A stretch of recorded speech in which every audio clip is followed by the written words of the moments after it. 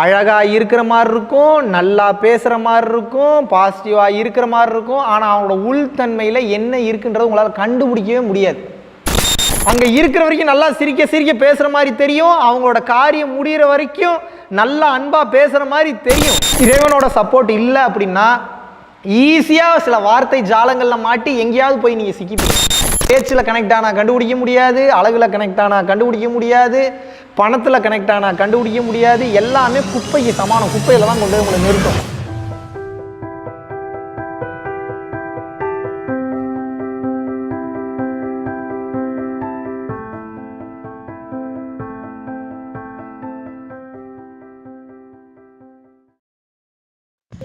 குருவே சரணம். ரொம்ப நன்றிண்ணா. ஃபஸ்ட்டு தேங்க்ஸ் உங்களுக்கு மகாவிஷ்ணுண்ணா, உங்களுக்கு ரொம்ப தேங்க்ஸ் சொல்கிறேன். ரொம்ப பாசிட்டிவ் எனர்ஜி அதிகமாக இருக்குது. ரொம்ப நான் ஹாப்பினஸாக ஃபீல் பண்ணுறேன். உங்களுடைய இந்த செயல் மீண்டும் தொடரணும் அப்படின்னு குருவோட ஆசையோடு எல்லாத்துக்கும் போய் சேரணும் இந்த யோகா.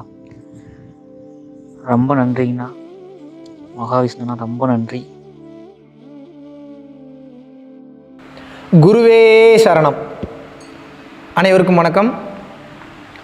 பெரும்பாலான மனிதர்கள் வெளித்தோற்றத்தை பார்த்து ஏமாந்து போயிடுறீங்க. இது மிகப்பெரிய பிரச்சனையாக உங்களுக்கு வந்து முடியும். கல்யாண ரீதியாகவும் சரி, இல்லை நீ ஒர்க் பண்ணக்கூடிய இடங்கள்லையும் சரி, பிஸ்னஸ் ரீதியாகவும் சரி, இல்லை ஆன்மீக ரீதியாகவும் சரி, வெளியில் பார்த்து ஏமாந்து விடாதீர்கள். ஏனென்றால் அவர்களுக்குள் இருக்கும் உள்தன்மை என்பது கடைசி வரைக்கும் உங்களுக்கு தெரியறதுக்கு வாய்ப்பே கிடையாது.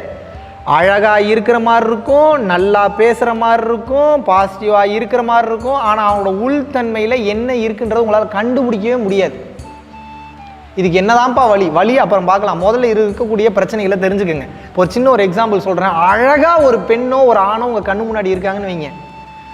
அவங்க பேசும்போது அப்படியே வாழைப்பழம் நழுவி தேனில் விழுந்து, தேன்லேருந்து நழுவி நம்ம வாயில் விழுந்த மாதிரி தான் இருக்கும் கேட்கும் போதெல்லாம். இந்த பரதேசி படத்தில் டைரக்டர் பாலாயா சூப்பராக அதை வந்து எக்ஸ்பிளைன் பண்ணியிருப்பார்.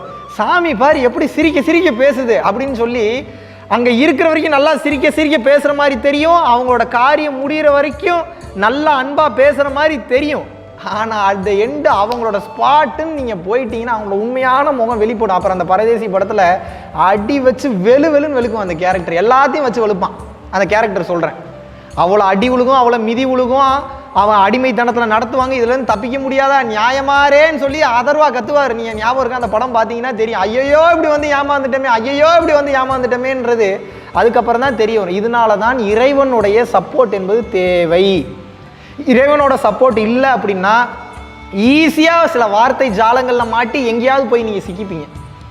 இதுவே இறைவனோட சப்போர்ட் என்னைக்கு உங்களுக்கு வந்துருதோ, இறைவன் என்னைக்கு உங்களுக்கு சப்போர்ட் பண்ண ஆரம்பிச்சிட்டானோ, நீங்கள் பார்க்காத சூப்பர் கான்சியஸோட வியூ நீங்களாவது தேடையில் இப்போ ஒரு மனிதர்களால் தேடை வரைக்கும் தான் பார்க்க முடியும். அவனுக்கு இருக்குது 14-17 அறிவுக்கு மேலே இருக்குது. எத்தனையோ கடந்து போயிட்டு இருக்குது அந்த அறிவு.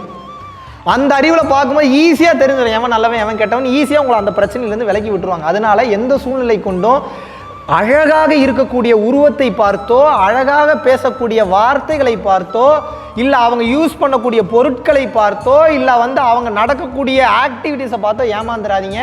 கண்டுபிடிக்கவே முடியாது அவங்களோட மனசில் என்ன இருக்குன்றது. காலம் போகும்போது தான் தெரியும். பல பேரை என்னால் பார்க்க முடியுது. அழகுக்கு ஆசைப்பட்டு கல்யாணம் பண்ணிட்டு கடைசியில் அந்த அழகை தொடக்கூட முடியாமல் இருப்பாங்க. எதுக்கடா கல்யாணம், டைவர்ஸும் கொடுக்க முடியாமல், டைவர்ஸ் கொடுத்தா வேறு மாதிரி பிரச்சனை வரும், குழந்தைய பெற்றிருப்பாங்க, குழந்தையோட கமிட்மெண்ட் இருக்கும், டைவர்ஸ் கொடுக்கலான்னு பார்த்தா வேறு மாதிரி பிரச்சனை வரும், ஜீவனாம்சம் பிரச்சனை வரும், குழந்தைய பார்க்கலாமா அவளை பார்க்கலாமா, ஏகப்பட்ட பிரச்சனையில் இருப்பாங்க. அப்போ விஷயம் என்னென்னா, வெளியில் தெரியக்கூடிய தோற்றம் என்பது மிகப்பெரிய பஞ்சாயத்து, மிகப்பெரிய பிரச்சனைங்க. நான் வந்து எப்போது ஒரு மனிதன் ஒரு உயர்ந்த கட்டத்துக்கு போவான்னு சொல்கிறேன் அப்படின்னா உங்களால் கண்டுபிடிக்கவே முடியாது. தான் உண்மை, அதுதான் சத்தியம். உணர்வு நிலையில் நீங்கள் வாழக்கூடிய வரைக்கும் ஒருத்தன் என்ன உணர்வில் இருக்கான்னு கண்டுபிடிக்கவே முடியாது. இப்போ ஒருத்தன் நல்லவனா கெட்டவனா அப்படின்றத எப்போ நீங்கள் கண்டுபிடிக்க முடியும் அப்படின்னா நீங்கள் உணர்வோடு கனெக்ட் ஆகணும். பேச்சில் கனெக்ட் ஆனால் கண்டுபிடிக்க முடியாது, அழகில் கனெக்ட் ஆனால் கண்டுபிடிக்க முடியாது, பணத்தில் கனெக்ட் ஆனால் கண்டுபிடிக்க முடியாது. எல்லாமே குப்பைக்கு சமானம். குப்பையில் தான் கொண்டு போய் உங்களை நிறுத்தும். உணர்வு மட்டும்தான் உண்மை.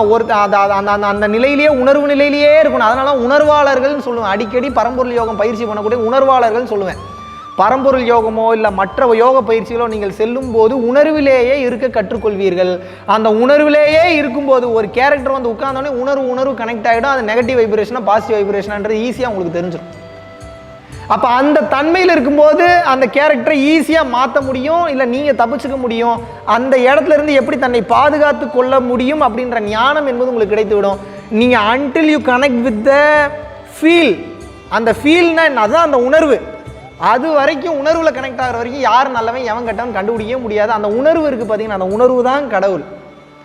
எப்போது ஒரு மனிதன் உணர்விலேயே இருக்க கற்றுக்கொள்கிறானோ அப்போ சிவவாக்கியர் சொன்னது வேலை நடந்துடும். சிவவாக்கியர் என்ன சொன்னார்? எண்ணிலே இருந்த ஒன்றை யான் அறிந்ததில்லையே, எண்ணிலே இருந்த ஒன்றை யான் அறிந்து கொண்ட பின் எண்ணிலே இருந்த ஒன்றை யாவர் காண வல்லரோ, எண்ணிலே இருந்து இருந்து நான் உணர்ந்து கொண்டேனேங்கிற அந்த இருந்துன்றதான் விஷயமே இருக்கு.